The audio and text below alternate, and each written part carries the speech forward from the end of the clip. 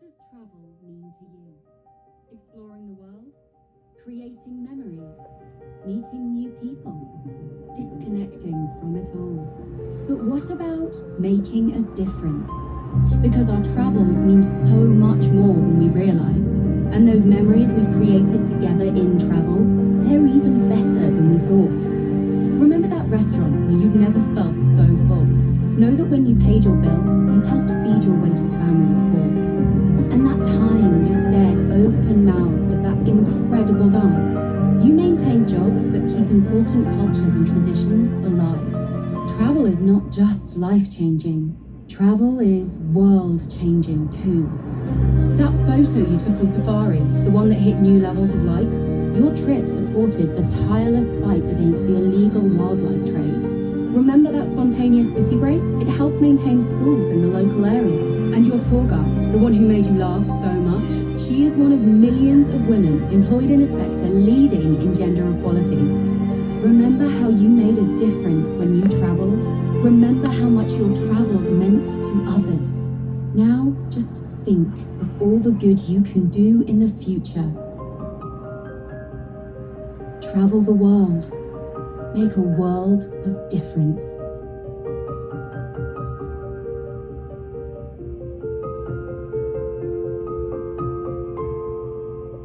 Perfect. Good morning, everybody, and aloha from Hawaii.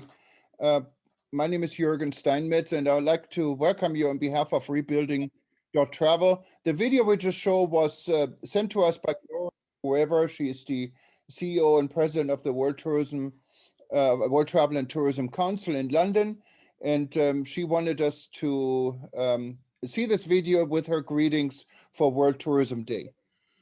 I'd like to, before we start, introduce my partner from Rebuilding.Travel, Dr. Peter Talo. Peter, good morning. Good afternoon from Texas, and good evening, good morning, good afternoon to everybody around the world. Happy Tourism Day. And thank you, Peter. And I also like to introduce our co-chair for the event, who has been with us from the very beginning, and we will mention him in a different content a little bit later also, but I'd like to say hello and to Dr. Taleb Rifai, who's joining us from Dubai. And I think you have a very special reason to be in Dubai and not in Amman today. Very true. I'm a proud grandfather now. Thank you so much, Jürgen. Thank you so much. Thank you for attending, everybody. Just for housekeeping, very easy. We always keep our events very open, and you have a chance to ask questions, to interfere. However, this event is kind of packed, so we have a little bit less time than we usually do.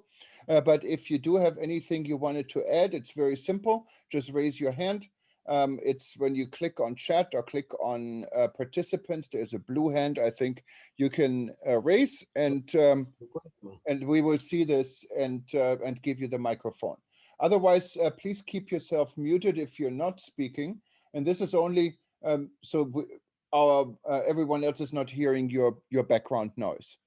So without further ado, I wanted to welcome everyone again who's here on the Sunday morning or Sunday evening. And as you all know, it's a very special day. It's a World Tourism Day. And I think World Tourism Day, the best person able to explain this to us, if I may come back to Taleb real quick, is Taleb Rifai, because he was the Secretary-General for the UNWTO, and this was really an event started by the World Tourism Organization. Taleb, maybe you can give us just a minute on the background of World Tourism Day. What are we celebrating?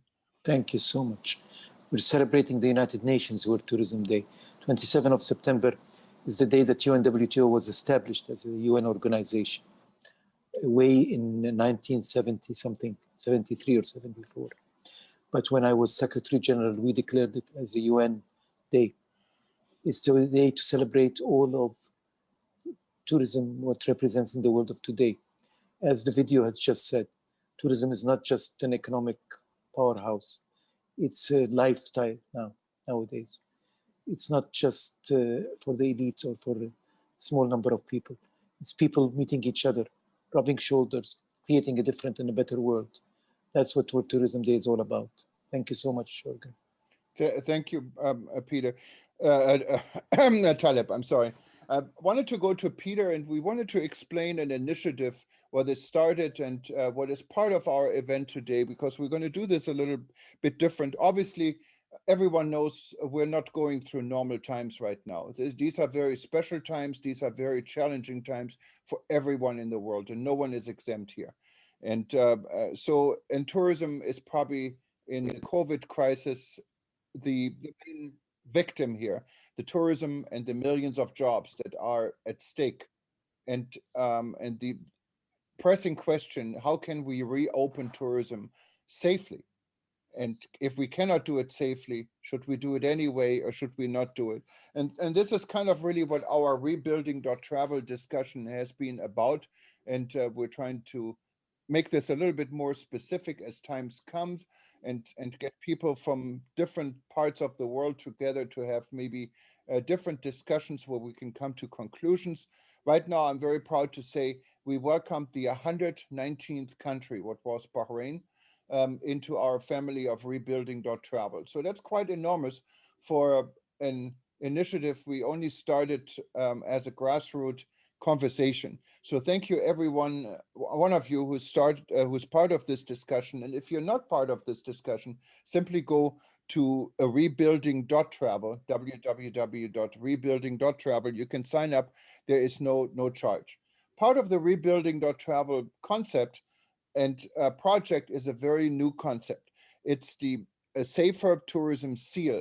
Safer Tourism Seal is an initiative started by rebuilding.travel to recognize those that follow instructions and those that are committed to make tourism a safe exercise and a responsible exercise. It's in no way meant as a license, as a guarantee, but it's a recognition, and there are 3 different levels to this recognition.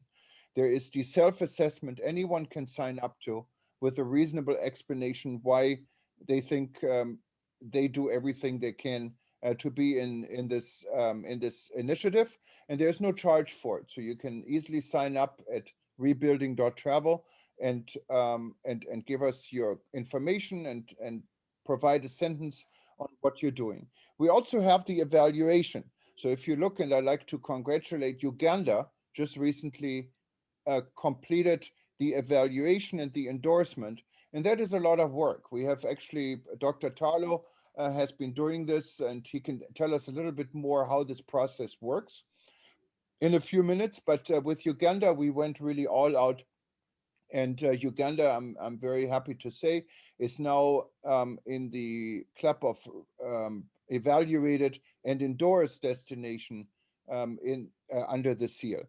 And the last part of the seal is something we started to recognize all these people that are working tirelessly in our environment to keep tourism alive and make tourism better and safer. They don't have to be ministers, they don't have to be chairmen or CEOs, but many of them are, and that's how we actually started. But they can be ordinary people that can be tour guides, for example, and we will introduce a tour guide to you who is a little bit more than ordinary, because she also is an ambassador of a large organization in Washington, D.C., but people who deserve to be recognized. So we started the International Hall of Tourism Heroes, and we now have 17 people in the International Hall of Tourism Heroes from all kinds of life and from different destinations and backgrounds. And so we're hoping to increase this. Anyone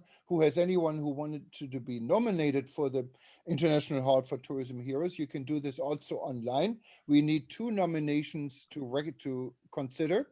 And we're forming also a team of jurors, because this is not anything just the few of us can do alone.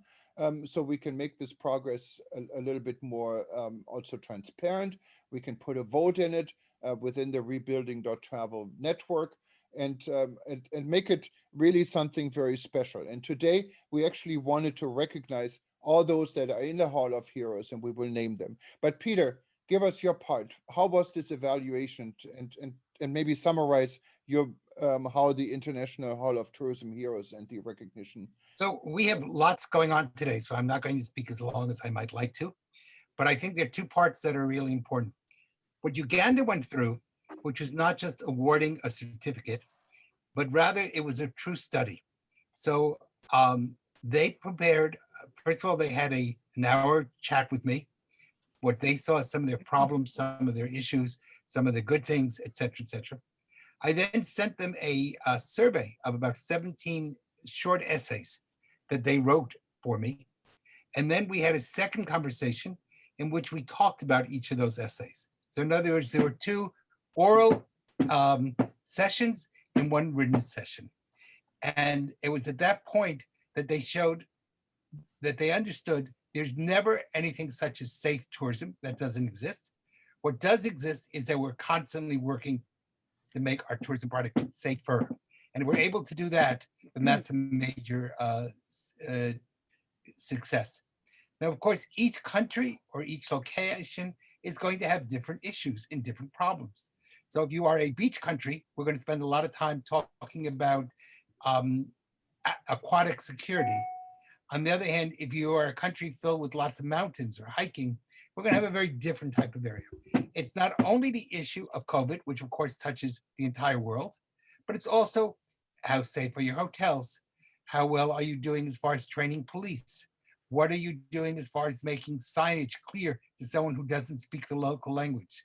So safer tourism is a way for you to begin to do not only a self-assessment, but really have a good analysis of what is needed in your country, where we might need to work in the future, and on the other hand, where you can be proud and build on those strengths. So it's correcting weaknesses and building on strengths. Now, the second part, and again, I'm not going to speak long, is we've created this International Hall of Tourism Heroes. One of the big problems is that people often work tirelessly. The top levels of society often get recognized, but there are lots of other people around the world, and without those people, tourism wouldn't exist. Those are the people who come in every day. They work, maybe they're supposed to work 40 hours a week, but they work 80 hours a week, rarely get recognized. And what we wanted to do is create a world in which we're able to not only recognize the top leaders of tourism, who certainly are heroes, but also the people who rarely get recognition. And so if you have a name of someone that you think is good, I just sent out, and I will send it out again, send to me an email and or write to Jürgen. We will go over those names. We need to have at least 2 recommendations. And then we will consider that person's application as to be put into an International Hall of Tourism Heroes. And that person will receive it, will be known around the world as someone who really goes beyond the pale in order to create a world of tourism. And in this year, which has been such a difficult year, a year of which we've truly been challenged, to have those types of heroes is probably the most important thing that we can do. So we're looking forward to working with all of you. In reality, everyone's a hero, but we need to recognize as many people as we can and let them know tourism cares. All too often, I think we ask a lot, we don't always think a lot. And so we need to, as part of the hospitality industry, remember to build each other up and let people know that we care. Thank you, Peter. And that is, you can see how fast we work. You know, we really, Peter is an amazing guy. And we worked really hard on this, and he specifically worked really hard on this project. But we do have a form actually online. You don't really have to write to Peter and myself or to anyone else. It's on rebuilding. I'm sorry, it's on safertourismseal.com, safertourismseal.com. Just click on the apply button, and one of the options is the nomination of a hero, and we will see this and then take it from there.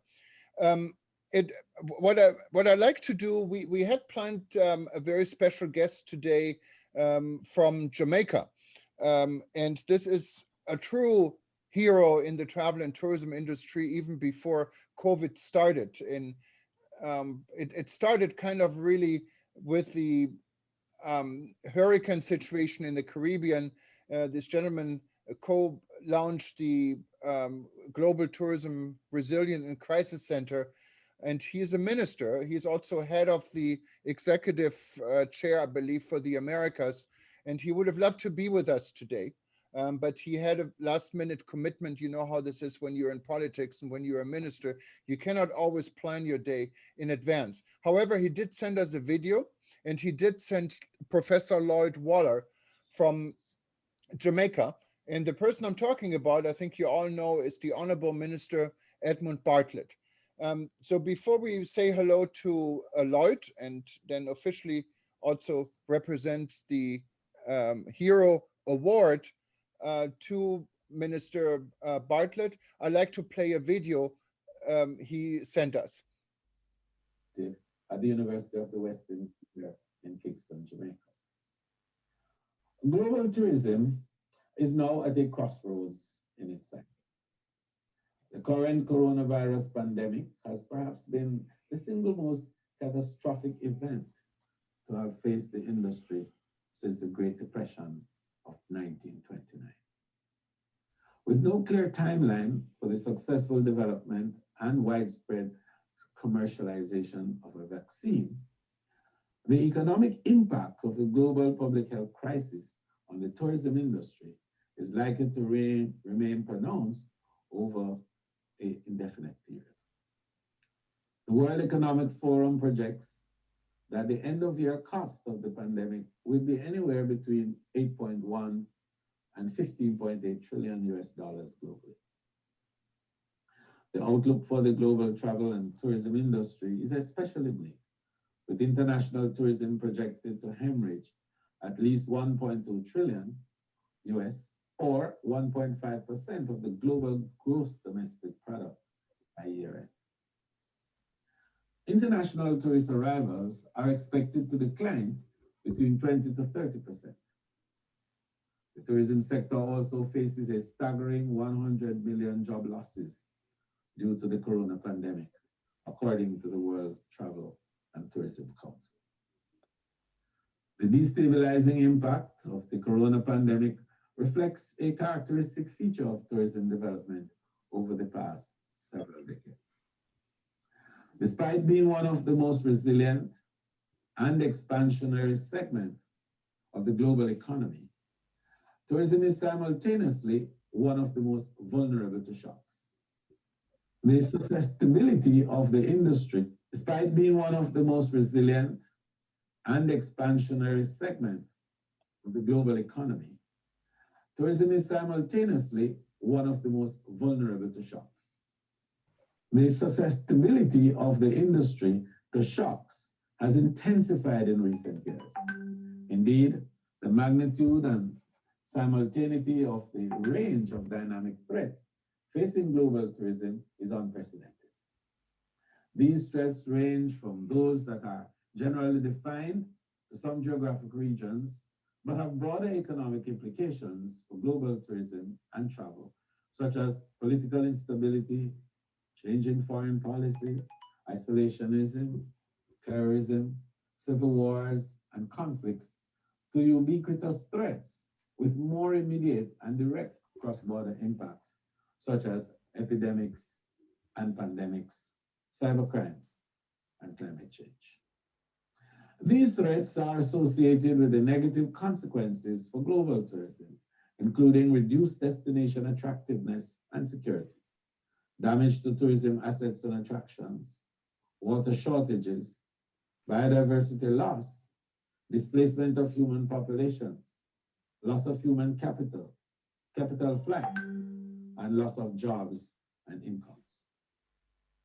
As global tourism seeks to rebound from the current crisis and anticipates equally disruptive forces in the future, the single most important challenge of the industry will be to respond to the questions of its adaptability and sustainability. More so now than ever before, the adaptive tourism sector will be required to make and take account of its current and future economic, social, political, and environmental impacts, addressing the needs of visitors, the industry, the environment, and host communities, while fortifying its own capacity for risk management and resilience. Sustainable tourism development cannot, however, be pursued in isolation from other development objectives at the national, regional, or international levels. As United Nations World Tourism Organization, UNWTO, has noted, sustainable tourism development requires the informed participation of all relevant stakeholders, as well as strong political leadership to ensure wide participation and consensus building. There must be a shared understanding that a prosperous and thriving tourism industry is indispensable to the economic livelihood of millions and the social, economic, and political stability of many peoples. This is against the background that tourism is the largest industry in the world. This is also against the background that tourism is also one of the most important catalysts of macroeconomic stability and sustainable development globally. For example, the travel and tourism sector experienced a 3.5% growth in 2019, outpacing the global economic growth of 2.5% for the 9th consecutive year. Over the past 5 years, 1 in 4 new jobs were created by the sector, making tourism and travel the best partner for governments to generate employment. In 2019, travel and tourism also contribute some 8.9 trillion to the world's GDP, or 10.3% of GDP, providing 330 million jobs, or 1 in 10 of every job around the world, and providing US $1.7 trillion in visitor exports, or 28.3% of the global services exports. And of course, US $948 billion in capital investment, or 4.3% of total investment. As a global instrument of sustainable development, the tourism industry must be positioned then as a catalyst of accelerated human development, social and economic inclusiveness, increased entrepreneurship and self-employment, and a generator of these. The UNWTO recognized 2017 as a year of sustainable tourism and used the opportunity to focus on key issues of sustainability, such as employment and poverty reduction, resource efficiency, environmental protection and climate change, cultural values, diversity and heritage, and mutual understanding, peace, and security. Tourism is aligned with many of the key targets of the Sustainable Development Goals. And tourism is a labor-intensive sector that creates jobs for people of all ages and skill levels, not only in this sector, but through its value chain in many other sectors, such as the cultural industries, agriculture, construction, manufacturing, transportation, handicrafts, health, financial services, or information and communication technologies. Tourism also has the power to accelerate community development and reduce inequalities if it engages local populations and all key stakeholders in it. It can contribute to urban renewal and rural development and reduce regional imbalances by giving communities the opportunity to prosper in their place of origin. In spite of the current situation, however, there is a unique opportunity at hand for global tourism. The COVID-19 crisis is a watershed moment to ensure the alignment of post-COVID tourism policies to the Sustainable Development Goals, or the SDGs.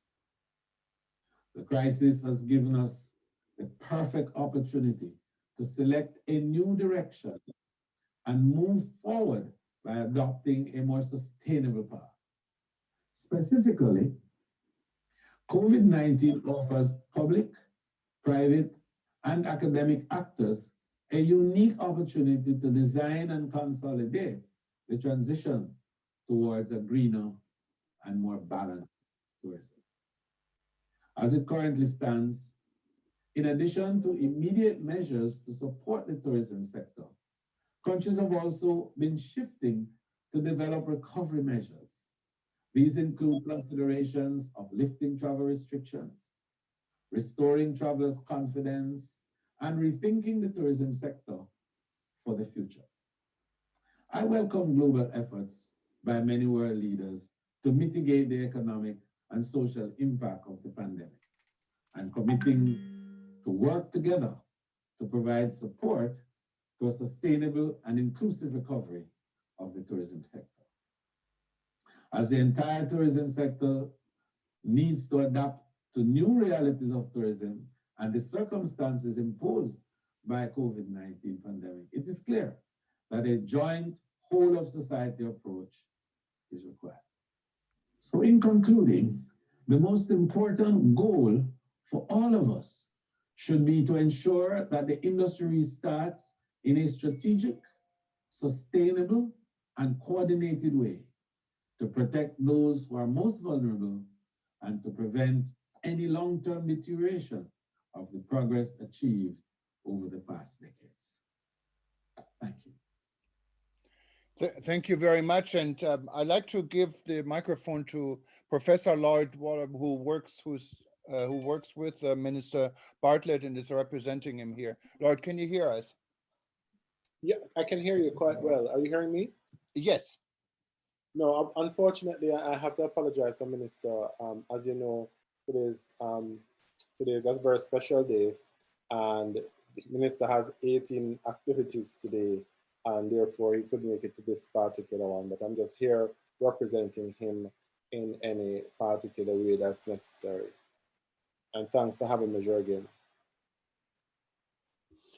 Thank you very much, and I appreciate you here. Maybe since we have you here, you work with the minister, and I think you're actually the chair of the Global Resilient and Crisis Management Center. I'm trying to find you here on the screen so we can put your picture up. Oh, here you, there you go. Maybe you can just tell us a few words of what you're doing and what your function is, and I think Minister Bartlett position in this initiative. Well, Minister Bartlett and Dr. Rifai are both co-chairs. I'm actually the executive director for the Global Tourism Resilience and Crisis Management Center, which is a global center which is headquartered in Jamaica but has offices in Kenya and Malta and Nepal. And we're still expanding, but we're essentially a center that focuses, a think tank, as well as a policy development center that deals with tourism resilience, looking specifically at various aspects of tourism resilience, notably pandemic-related issues, climate change, climate action-related issues, security and cybersecurity issues, and also entrepreneurial issues as it relates to tourism resilience. The latter has a lot to do with how do we ensure that our entrepreneurs or persons who are working in the tourism space are resilient and can bounce back from a particular crisis. As you can imagine now, having to deal with the coronavirus pandemic, we've been involved in a number of activities specific to or ranging from raising awareness about various aspects of the pandemic. We had done a global study back in April, and we had just in April and May, just to identify what are the main challenges or concerns that persons in the tourism space had. And part of what we found was that they were bombarded with a lot of information, but they were not clear as to what information is the correct information. So part of what one of the initiatives that we had was to know the facts, where we, through social media as well as direct engagement, tried to ensure that we positioned ourselves as a kind of epicenter of factual information about various aspects of the coronavirus. So that was one initiative. We've also been involved in a number of thought leadership related initiatives. We're having seminars, webinars, as well as articles just to talk about what is happening so we can help people to make sense of the current tourist environment, the current new norm that we're dealing with. So we have awareness, we have thought leadership, but we are also working with projects, and we have a number of projects in the Caribbean that we have started, largely trying to get an understanding of how persons in the tourism feel themselves, how they're coping, how vulnerable they are, what their level of resilience, what resilient-related strategies that they've employed, as well as what are their visions or views about the future and what we need to do to get tourism back on track. So those are the three major initiatives that we've been involved in, plus a number of partnerships with various entities and task force that we've been involved in as it relates to how do we safely reopen the tourism sector itself, as well as health-related concerns, looking at tools such as testing, and also looking at issues such as the efficacy of vaccine or therapeutics as well. So it's a range of activities that we've been involved in since the pandemic has started to try to see how best we could play our part in trying to restart or get the industry back up and running to its previous glory. Thank you very much, Professor Lloyd. And from what I know, to conclude this, your centers are not only in Jamaica right now, they are also in other parts of the world, right? Yes. So we have a center that we're opening up in Kenya. We have a center that we're working on establishing in Nepal, Malta, Japan. Professor Dr. Rifai, we're partnered with Malta, Oman as well. And we're about to start negotiations with Belize about a Central America representation. Thank you very much for attending, and congratulations to the Minister for being an important part of our Hall of International Tourism Heroes. Before we continue introducing, we have a lot of our tourism heroes actually on this forum. Not a lot, but we have probably half of them are here. I'd like to go from from Jamaica to Jordan, and introduce you to a short presentation and introduction what is going on in Jordan during this pandemic. All know that Dr. Taleb Rifai's home country is Jordan, and so is a frequent guest on our event for Rebuilding.Travel from the very beginning, Mona Nafa. As far as I know, Mona, you represent Expedia Travel in Jordan, but you're involved in a lot of other initiatives. Welcome, Mona. Thank you very much. My Expedia days are kind of winding down, being that the OTAs are awfully quiet. We are in the hotel business, and I am an Arab American, so what's very important to me is to showcase Jordan to the Americas and other communities all over the world. So I'm in a position where I can do that, and I've got a lot of great friends with me and team members, if I may. So our story here in Jordan, and before I get to that, I really want to say thank you to Jürgen and eTurbo News, who's a great friend of Jordan. Jürgen, you've been supporting my initiatives from our Guinness World Record peace sign at the Dead Sea to everything that comes out of Jordan. Jürgen and eTurbo News has been there, so we are very grateful. So during COVID, Jordan stopped, tourism stopped, our borders and our airports were closed, and tourism is a vital force, is a vital sector here, employing thousands. We've talked about this over and over since we started on these webinars. But sitting here in Jordan, I said to myself, we cannot just sit here and do nothing. We have to still showcase Jordan. How are we going to showcase Jordan a little bit different than the other virtual films going on worldwide? We have to show Jordan through the eyes of a tour guide. A tour guide is so important, often forgotten, but always remembered by every traveler, because that tour guide, he or she, is the most impactful person that that traveler is going to take home with him or her during his experience in a country. So a tour guide is the boots on the ground, if I may, eyes and ears of the country, and really the voice of the destination. So my team and I, we were supported by an insurance company. We're very grateful to IGI who really helped us out. We created a video called Jordan Through the Eyes of a Guide.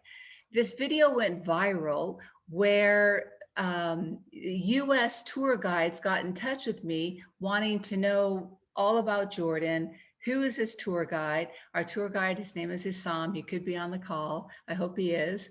But my role here is to introduce our Jordan tourism president, Mr. Rad Abdel Haq, and Ms. Marakar Donata, the global brand ambassador and international trainer. She's based out of Washington, D.C. The objective of me bringing these two fantastic people together is to bridge cultures through tourism, is the tour guides to share best practices, any success stories that they can share to the world. Let's not forget the important role of a tour guide. Here in Jordan, we have over 1,300 currently not working, plus thousands more here in Jordan during this pandemic who are hoping for a better 2021. So if I may, if we could unmute Mr. Raed and Ms. Marakar from Washington, D.C. Yeah, just you have to unmute yourself and just go ahead. There he is. Okay. Welcome. Hello. Hello. Good evening here. It's nighttime now in Jordan. It's almost 11 o'clock, so time difference. Thank you very much, Mrs. Muna. Thank you very much for the introduction, and I'm very glad and happy to be here. Maybe it's difficult times now, but we are working on it. These difficult times of COVID-19 has opened our eyes on other things, other kinds of tourism that we should tackle in the future, maybe. So tour guides in Jordan, maybe 90% of them work the regular old-fashioned way, and 10% are available online, and they in a direct contact with the visitors. Now, tour guides in Jordan are going towards online to find jobs maybe in the near future, since most of the coming back travelers will be individual travelers, and will be people looking for beach resort here and there and try to rent a car, go around the country. So to get in touch with these people, you have to be online. So this is a good thing that tour guides are aware of now. And I have to mention that our government has helped in introducing local tourism. So that's a new thing for us. We as tour guides, we've never worked on local tourism, but this has been encouraged by our government, and Jordanians are traveling vastly throughout the country. So this is a new thing for us that we're going to tackle in the future. So this is how we're handling things here in Jordan now, and this is an eye-opening for what we should concentrate on in the near future, hopefully. Any question, Mr. Jorgen? Thank you. Thank you very much. Maybe what we can do, and we know how important tour guides are, and actually we have a tour guide we like to honor with the Hero Award after the Jordan part of this presentation. And we all know how important this is. I've traveled to your beautiful country, to Petra, and I know you couldn't find your way around it without tour guides. Tour guides are really essential to explore a country like Jordan and many other countries in the world. Thank you so much for staying up that late. Thank you. And being part of our event. I give it back to Mona. Thank you. Thank you very much. Thank you, Rod. That's great to know. It is very important that our tour guides and our sector are digitalizing. This is the nice photo. This is the way of the future in tourism and travel. So us being progressive and ahead of the curve, that's a great place for Jordan to be. I would love for Marakar to come on board and to talk about U.S. Tour guides, what's going on with them in the United States. So Marakar Donata? Yeah, And also, if I can just come in there just 1 second. Actually, Maricia, and I have a hard time pronouncing your name. Not that you're a complicated person, you're a very easy person. You're always right there, you respond within seconds. But Maricia is actually one of the tourism heroes we like to celebrate today. And I know her when she helped a friend and a lady from Cameroon who was stranded in Washington, D.C. during the beginning in the Corona crisis. And without knowing the lady, without making money or dime on this, it wasn't a client, she single-handed took the initiative and made sure this lady had a home. She found an American Cameroon family where Francois was able to live. She communicated with the embassies to get her home eventually. And there is an incredible story. We reported about it at eTurbo News. At one point, Francois made it all the way to Frankfurt, and then German immigration didn't let her back. So again, Marcia and her team got busy, talked to the American embassy, and got an exception for her to travel back to the United States and wait out the time there. Incredible lady. Welcome and congratulations, Marcia, for being a tourism hero at the same time. Thank you so much, everyone. Thank you, Mona. And happy World Tourism Day to all. This is so close and dear to my heart. And just wanted to acknowledge Mona's question about tourism, the guiding in the US. Well, it's of course zero guiding. We haven't had any tours since March of 2020. But now slowly, we are like, you know, a couple of days ago, I had some guests from Texas. So it's small groups that are coming, very small groups, 2 people, family groups, slowly trickling in because we're still in a very, you know, pandemic zone. And so we are practicing a lot of the safety guidelines, the protocols, safety and health protocols, like the mask, the disinfectant, washing of the hands. Everybody has a screen on the coach, and we have a minibus, so there's a whole plastic covering. So we're practicing all of that. And we are training guides also to conduct those health and safety protocols before the guests arrive. Okay, but normally it's zero tourism, hopefully slowly building up to 2021, we hope. I believe, Marika, we know each other. We've been corresponding and we work together at George Washington University. I think you're in Washington, D.C., if I'm not mistaken. And of course, the United States is a very big place. So I'm glad that some of my fellow Texans got to see you and created the area. What you're pointing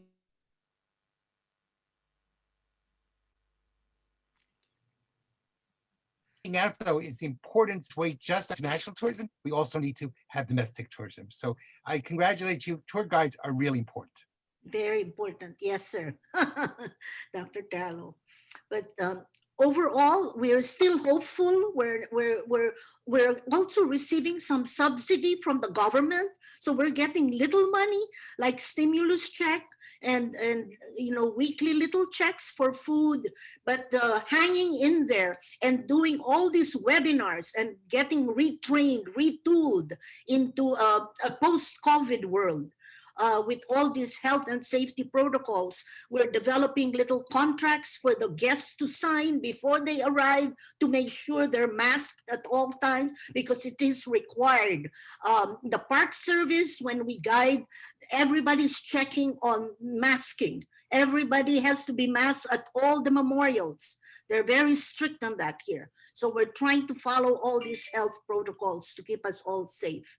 So, and I really appreciate Mona for inviting me in this platform. And, you know, hopefully we can come to Jordan. I haven't been to Jordan yet. We would love to bring some American guides to Jordan. And you're most welcome. We'll be very happy to host you here in Jordan and take you around as the Jordan Association. Don't worry about that. You just come here. Thank all right, thank you. Very gracious. Anytime, anytime. Okay, thank you very much, and thank you very much, Mona, for putting this group together. And my pleasure, my pleasure. And if I may, I just wanted to say that COVID has brought a lot of us together. So continue on with sharing the countries with fellow friends in the tourism space. This will be over. Our worlds will be closer. And here in Jordan, we build bridges and share different cultures. So thank you, everybody. Thank you very much. And I'd like to, without further ado, we're running Thank you behind very much, time. Mona. I'd like to just, if it's okay, continue mentioning our tourism heroes, and some of them recognizing if they're here. If I overlook anyone, it's a little bit hard sometimes to see who's actually attending, who's not attending. Just interrupt me, please, and we'll give you the microphone. I'd like to welcome, and I talked to her last night, and it's now 4:40 in the morning, so I didn't expect her to be here, but she's a true tourism hero, and we like to especially recognize Ambassador Do Young Shim from the Republic of Korea, also known as South Korea. Ambassador Do Xing is the chairperson of the UN World Tourism Organization Sustainable Tourism for Eliminating Poverty Foundation. She has been in the tourism industry and has been in tourism leadership on the governmental level for many years. And she is a person sometimes you don't hear very much about, but she works wonders behind the scene. And I wanted to thank Ambassador Do for her input and her influence on what is happening in the global tourism industry. She's a true leader, and she is discreet, and she works her own style. There is an Ambassador Do style to everything. I also like to mention and another true tourism ambassador and hero who is not with us because he has a good excuse. He's running for president of his country. And that's Alain Saint-Ange from the Seychelles. He's been on this event several times. I did talk to Alain earlier, and he relates his greetings and is in the middle of the election. I think the election day is October 7th in just a short week or two. So we wish him all the best and hope he become the next president. That would give us a head of state on the Rebuilding.Travel network. But whoever becomes the next president in the Seychelles, we love to work with the Seychelles, and we featured the Seychelles before. Wonderful place and so important for tourism. I also like to recognize and to the Tourism Hero Club, Diana Mcintyre. She's also from Jamaica, and she runs the Country Style Community Tourism Network in Jamaica. She was nominated by several people to become a hero, and I emailed her, and we just really added her yesterday, so she may have not known that we're honoring her today. I'm sure otherwise she is all over the place all the time. She would be with us, so we'll share this video, and we share this, of course, with everyone, and we're going to share it with the world, with podcasts, and throughout the ETN network, and on Facebook, and so forth. Who is here, I just saw, is Alexandra, and you have a very complicated last name for a German to pronounce, but Gardasevic Siavuia. I'm so sorry, I probably pronounced this completely wrong. She's joining us actually right now from Montenegro, and I think she can probably explain a lot better what she's doing. She has been amazing, attending every single event for Rebuilding.Travel. She's now our representative in Montenegro, has been pushing Rebuilding.Travel, and she can tell us more. And I found out she's also the honorable consul for the Seychelles in Montenegro. Welcome and congratulations, Alexandra. Thank you, Jürgen. Thank you, Rebuilding.Travel. Thank you, everybody. I'm really honored and privileged to receive this great award. I've never been a hero in my life, so now I can pretend to be a celebrity for a while, I guess. So, true. I'm trying. And you are our hero. Yeah, thank you. And you are my heroes as well. So I'm trying to make a difference in tourism, as we all do, but sometimes it looks like a mission impossible when you are trying to do things in Balkan where there are so many crises going on for ages. And then on top of everything, you have Corona and political crisis at the same time. So it's kind of a disaster.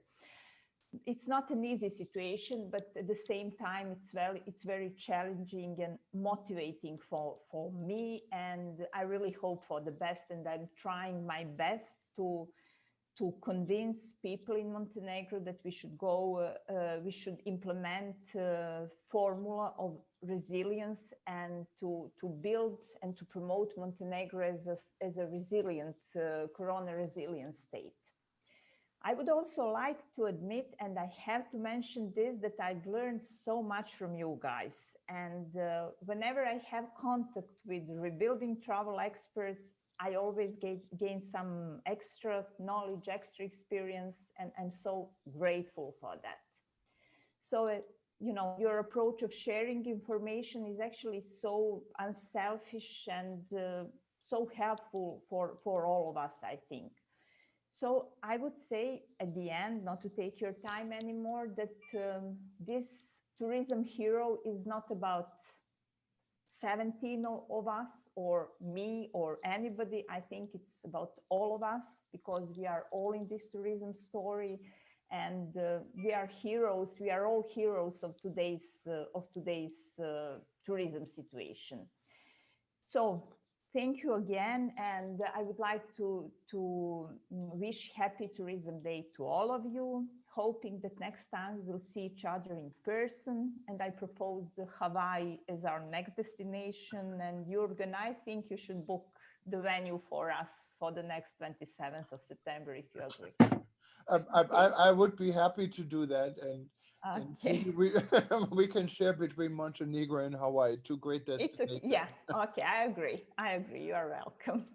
Our next hero, and when I just looked, I really couldn't believe that he's with us here, and that shows an extra commitment because where he is, it's 4 in the morning right now, and we're on there now for an hour. That means he got up at 3 in the morning or didn't even go to sleep at 3 in the morning.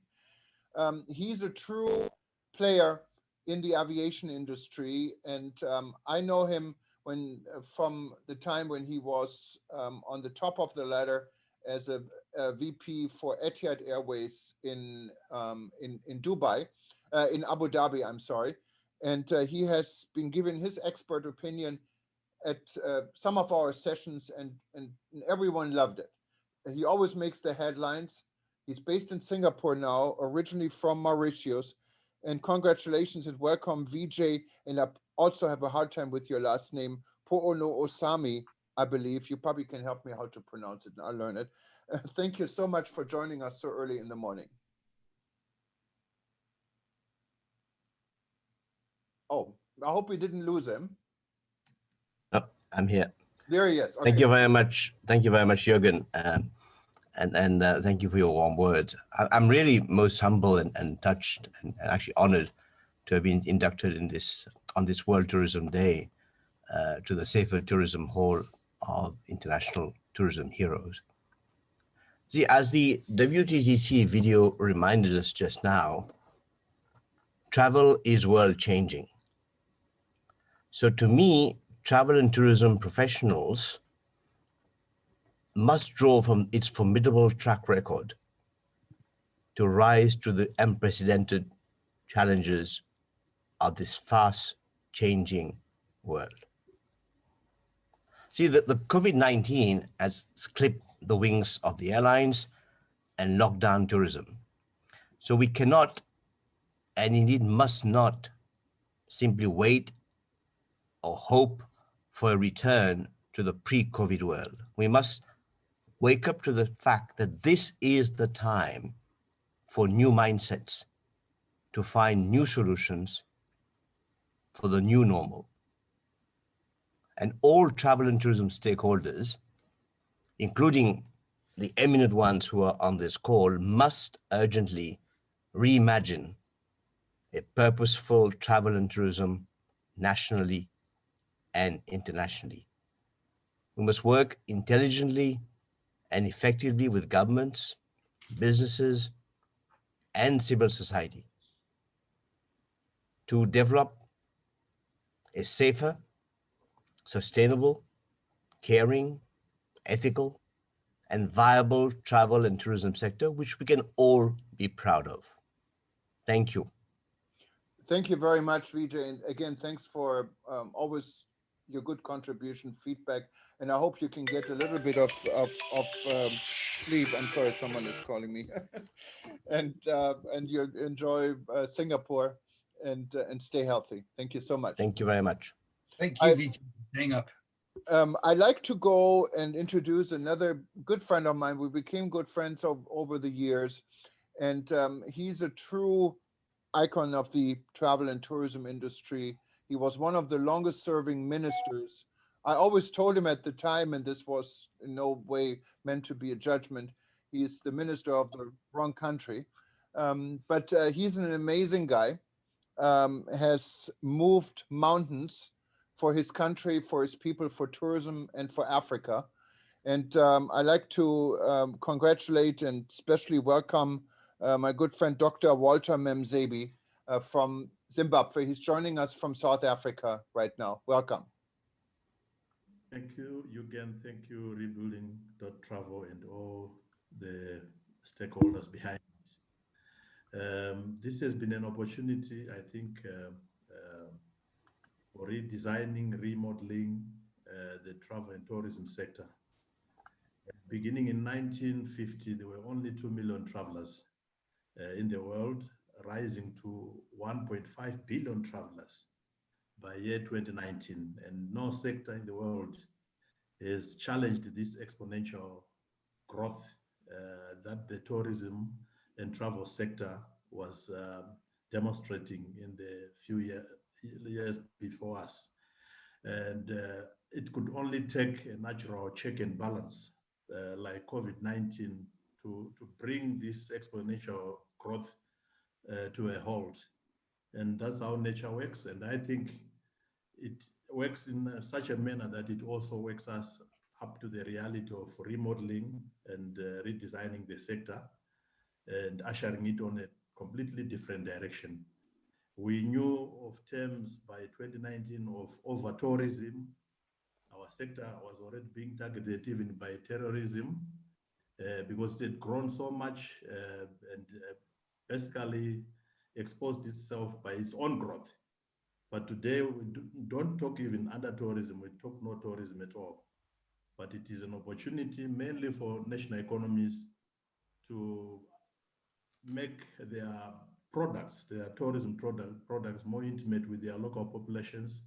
And we are beginning to talk about domestic tourism, regional tourism, cost items that were never spoken about because we were all focused on export earnings, a sector that had grown to about 28% of global export earnings in the service sector.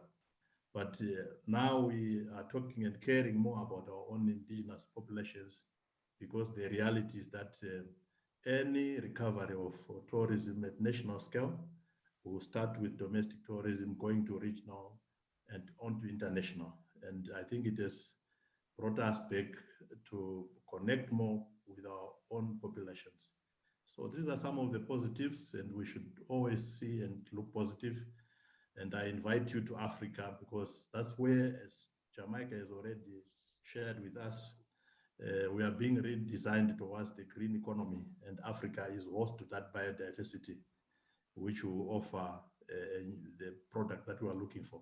Thank you very much for this honor, and happy World Tourism Day.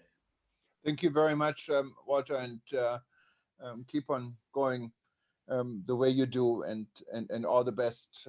There's a lot to do in Africa, and if anyone can do it, it's you and the other capable people in the African Tourism Board. You also help out with Project Hope. I'd like to introduce no one other than the chairman of the African Tourism Board, who is joining us from Pretoria tonight. You all know African Tourism Board also initially was invented on a platform like this with the input of eTurbo News, and started with a kind of a out-of-the-box idea and developed now into a huge organization with so many different committees involved in so many different countries and so many different projects. And who's holding it all together is Mr. Cuthbert Ncube, who really deserves to be on our in our Hall of Heroes. Welcome, Cuthbert, and thanks for being part of our initiative so many times already, and for always being there. Thank you so much, Jürgen, Dr. Peter, and the Build.Travel team, colleagues, as we are embroiled on the effects of the COVID-19 pandemic. Ladies and gentlemen, we have closed our eyes on the visible man-created pandemic that has created havoc and devastation in our world of tourism. As we celebrate the World Tourism Day, putting more emphasis and focus on rural development, we have turned a blind eye on the environmental catastrophes. We are hard pressed at all 4 quarters of our globe, and the most affected are our rural folks. We need to be aware of global warming, its effects and implications, and therefore our thinking should be underguided by our approaches and activities, since all mankind is affected by our present circumstances. It is therefore time to cease to be indifferent. It is time to cease to be exclusive. It is time to be all-inclusive and purely holistic in our approach to the daunting challenges ahead of us. Therefore, a dire need for us to start rethinking globally and act locally is overdue. As we celebrate the World Tourism Day, the emphasis being on leveraging tourism for rural development.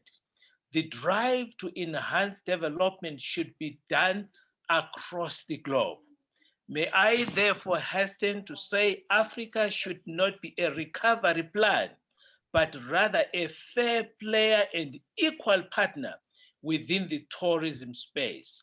It is my humblest as I acknowledge and receive this cognizance. May I plead and proclaim that each and every African Tourism Board member who has worked tirelessly and contributed to this organization, you are all heroes. This belongs to each and every one of you. On your behalf, allow me to accept with humility. Thank you so much, Jürgen. Thank you very much, Cuthbert.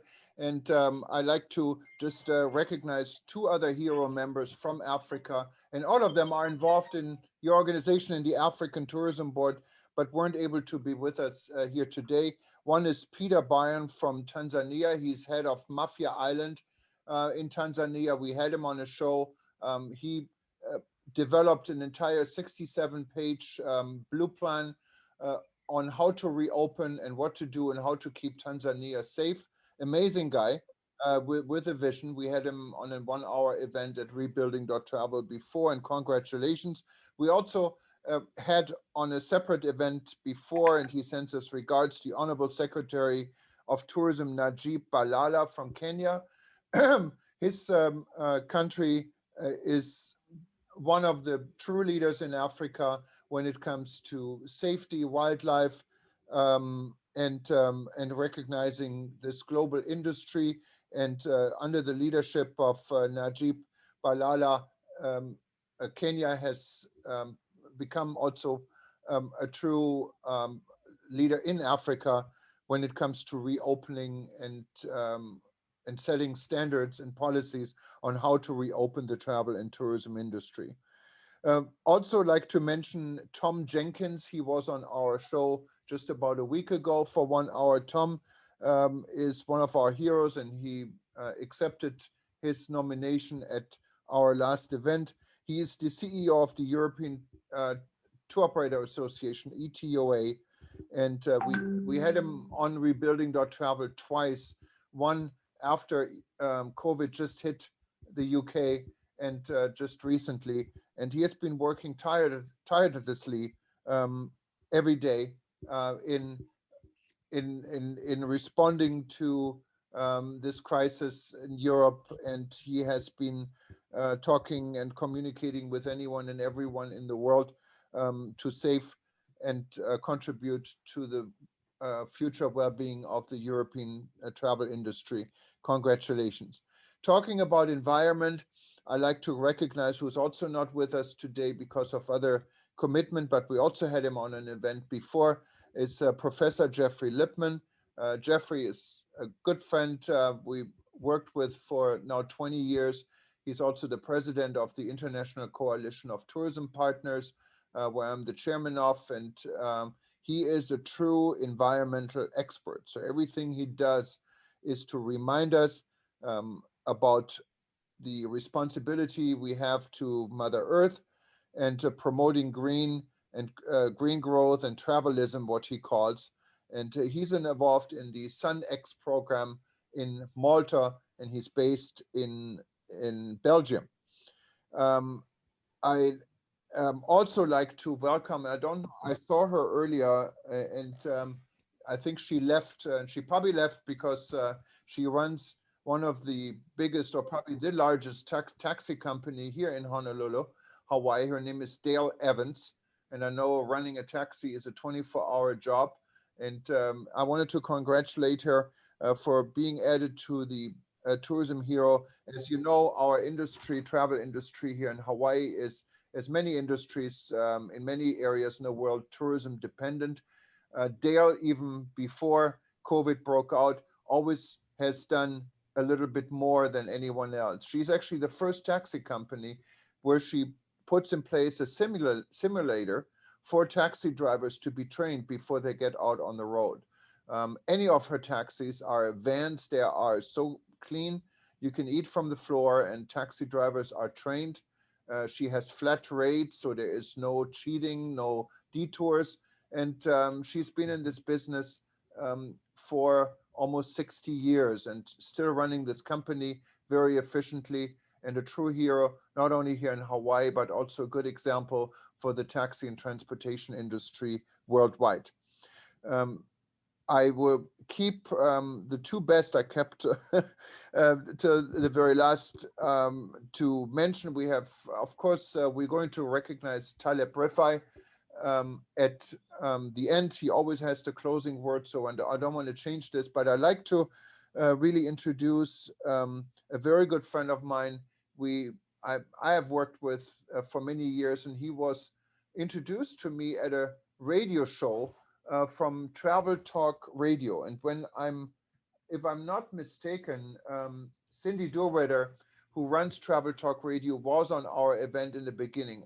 She may have left. I don't find her, but Cindy, if you're here, feel free to. She should still be here, I think. No, I'm looking through my thing. Maybe she followed up, but if she comes back, She's there. Cindy, are you there? Sandy. Sandy. Just unmute, Sandy. I don't, maybe, hang on. Hi, Thomas, I am here. Yes, okay, there's Sandy. Okay, I was trying to find you. It is so nice to see you. And Nice to see you too. And I hope you're doing well. You're into different ventures these days. I understand you're into country music now. Well, you know, we took our Travel Talk Radio, Building Bridges with Travel, and I've always been a musician. So we decided to build bridges with music. And Mona and I do much together. We have come to play in Jordan. And now we are doing online programming on Twitch, twitch.tv. So we're building bridges that way with our music. We have people from all over the world coming in to hear.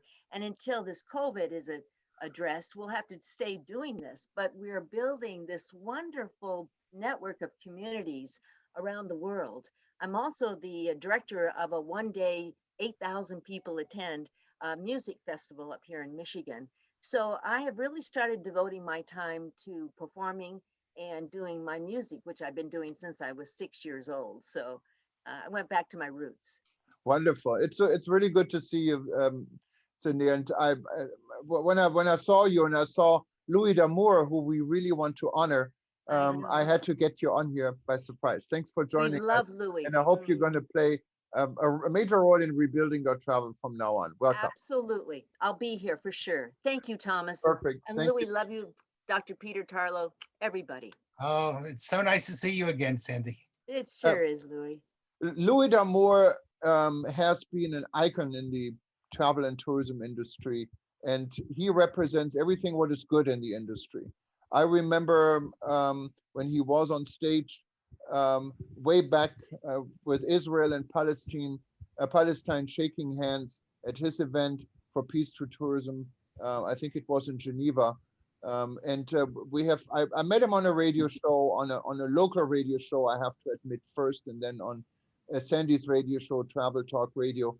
And Louis is someone who has put an initiative together like no one else in this world. And his message is peace through tourism.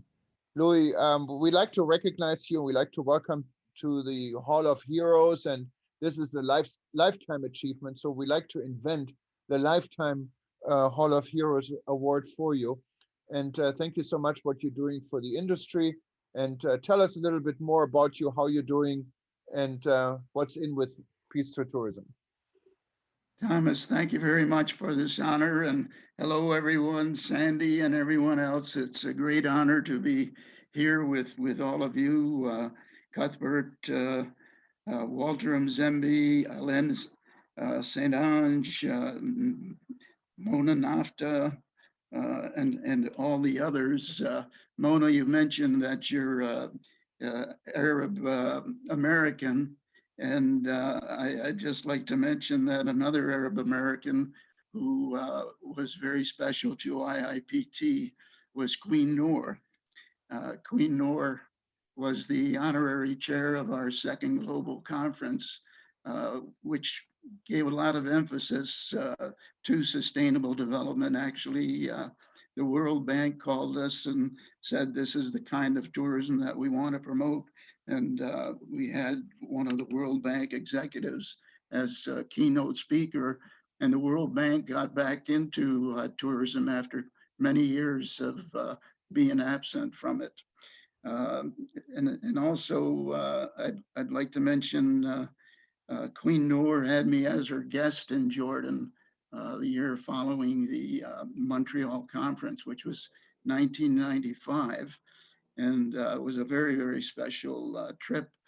And during the trip, some of you might recognize a special lodging development that had just come into place, Taibat Zaman. It was truly exemplary, a model of government private sector collaboration. They took an old village that was deserted, and they turned it into a 5-star tourism resort, hiring all the former residents of the village to build a resort, and then following that, train them to manage the resort. And this was back in the time when there was only one major tourism award. It was the British Airways Tourism for Tomorrow Awards. So I nominated Taibat Zaman. It won the regional award and the global award. That was something that I feel very good about. We were intending to have one more global summit, Thomas, and that was to be in 2017. Unfortunately, it didn't happen for various reasons. And we've been planning since then one more global summit in Africa. And that hasn't happened because of the coronavirus situation. But we continue to be active with our website. One of our members, Fabio Carbone, has instituted a course on peace through tourism, an online course, which was very successful. That'll be repeated. Riza Sultani's been doing a great job with our website. And I was glad to see Diana Mcintyre Pike honored as one of the heroes. She's the chapter president of our IIPT Caribbean chapter, which was our first IIPT chapter. And also through Diana's efforts, we dedicated a peace park in Jamaica. It was the first peace park in the Caribbean, and as a result of that, they set up what's called the Manchester Peace Coalition, which has been very, very active in 19 communities of Jamaica, working with at-risk youth, bringing about peace through tourism in each of these communities. So again, Thomas, thank you very much for this honor. Everyone else that has been nominated and selected as a hero, I'm very honored to be here with you, sharing that honor. Thank you all, and in a particular hello and reach out to Taleb Rifai, who supported our efforts for 8 years as Secretary-General of the UN World Tourism Organization. Thank you, Louis, so much, and all the best. Please stay safe in New York. You're in the countryside in New York, and you tell me you like to walk and the fresh air. It's not all bad in New York. I think where you are, it's quite a socially distant area. And I know we're a town of just 40,000, and there hasn't been much of a virus situation. And we have beautiful parks. The parks were designed by the same architects that designed Central Park in New York. So it's really great being back in my hometown. Yeah, and you lived in Vermont, and Vermont in the United States is one of the least effective states when it comes to Corona. So yeah, I guess the peace is following you around, and you deserve it. Yeah. And before that, for 30 years in Montreal, where we began the Institute, and Canada has an excellent record on handling the coronavirus situation. May I pledge to Cuthbert Ncube and the African Tourism Board, to Walter, and of course also to Taleb. Maybe let's talk to Louis and see how we can maybe put another summit together. And I think this is really Louis' wish to have this, and Africa would be such an appropriate place to plan something, to have a peace to tourism summit in Africa. And I think it's something what is worth exploring.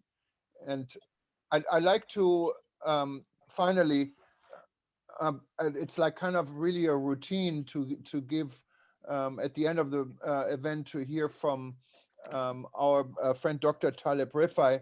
But this is a special event, and we actually like to, and I don't know if Taleb even know, but we like to recognize Taleb's achievement in the travel and tourism industry. I know Taleb has received hundreds of nominations and awards from everyone in the world. He has been the tourism hero for so many in this world.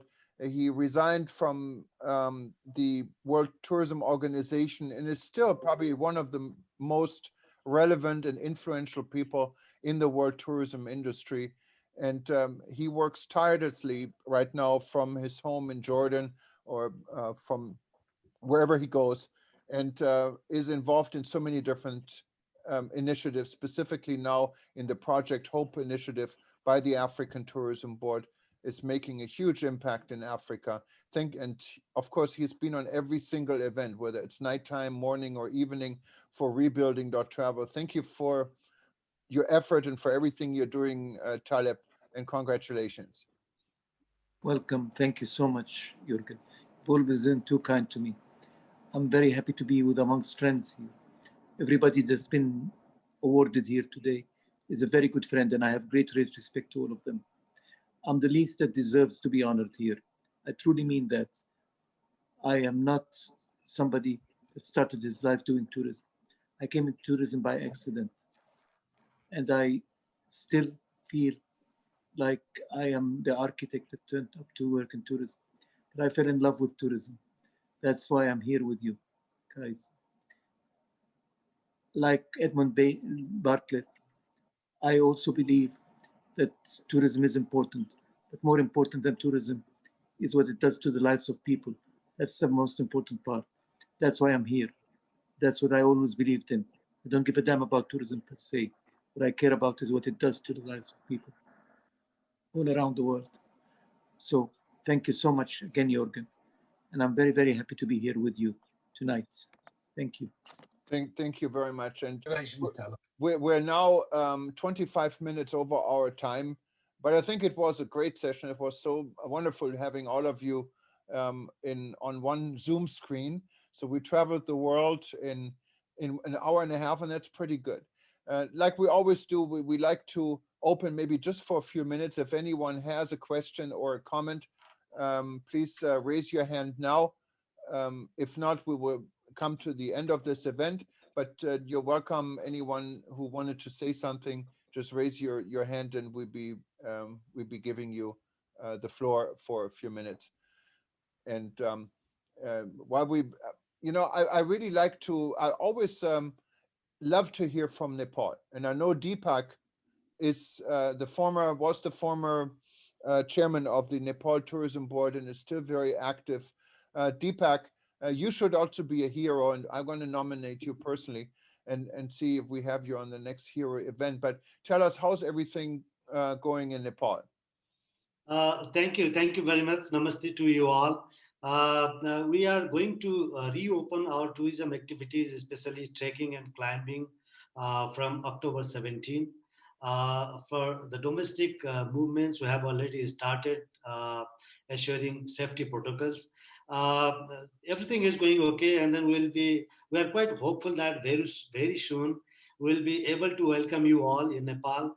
But about this the award initiation, I really would like to congratulate the initiatives that you have taken all through this initiatives, because in normal time we always count about return on investment, but awarding the people who are taking initiatives is really very impactful.